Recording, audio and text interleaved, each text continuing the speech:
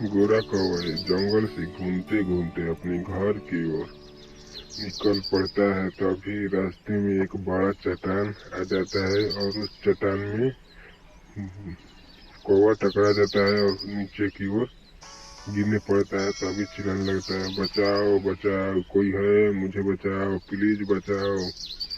तभी रास्ते में कोई नहीं आता। तभी धीरे धीरे आसमान से एक टूनी चिड़िया आती है और वो निकल जाती है। तभी आगे जाकर सोच में पड़ जाती है कि मैं इसे बचाऊं। तभी उसी रास्ते से फिर चली जाती है। जा मेरी पत्नी रुमा से कह दो कि मुझे बड़ी जोर से घाव। टूनी चिड़िया वहाँ से उस रुमा के घर की ओर चल देती है और आगे जाकर टूनी चिड़िया रुमा अपने घर में बैठ कर आराम से कुछ सोच रही होती है कि मेरे पति कब आएंगे, मैं इसके लिए क्या करूं, खाना बनाऊं या ना बनाऊं। तभी वहाँ से हमारे पति को बड़ी जोर से घाव लग गया है, चलो हम तुम्हें वहाँ ले चलते हैं। तभी टूनी चिड़िया रुमा को अपने साथ में लेकर आसमान की ऊंचाई से होते हुए जंगल की अगले छोर तक पहुंच जाती है और रुमा आराम से धीरे धीरे सोच में पड़ी हुई आगे की ओर चल देती है।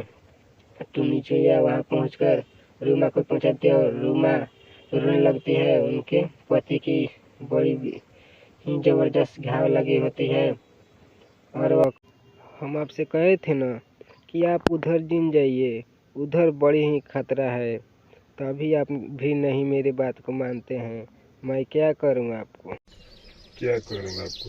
तभी तो सगी बहन अपने में बात करती हुई जंगल की भयानक सी एक गुफा के बाहर बातचीत करती, क्या उस गोरे कौवा मर गया है और उस चट्टान से टकरा कर वह बिजोड़ घाव लग गया है। अरे जानती हो बहन, उस रुमा की पति को तो मरना ही था, क्योंकि उसने बड़ी ही मुझे परेशान करता था और मुझे उस पर बहुत दया आती थी। तब पर भी मैं उसे छोड़ देता और गुस्सा भी आता था। तब पर भी मुझे बहुत ही नफरत उससे था कि मैं उसे कब खत्म कर दूं ताकि मुझे परेशान नहीं कर पाए।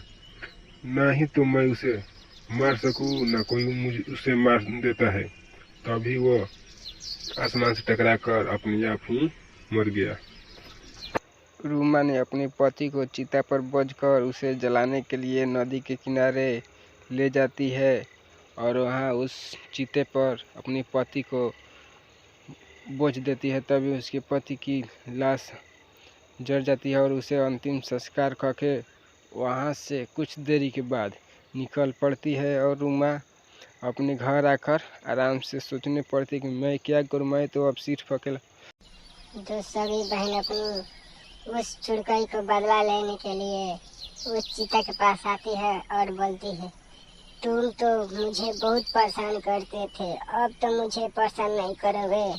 ठीक हुआ तुम अपने आप मर गए, क्योंकि मुझे बहुत परेशान करते थे, ताकि हम सब चैन से जी सके। तभी काला कौवा आसमान से आता है और वहाँ बोलने लगता, जाओ बहन, अब आराम से तुम सब जियो, मैं तो मारा गया अपनी आप।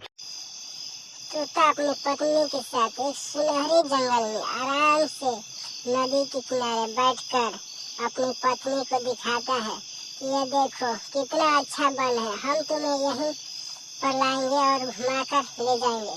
तभी वहाँ एक अचानक मच्छर आ जाता है। तुम सब मेरे इलाके में क्या कर रहे हो?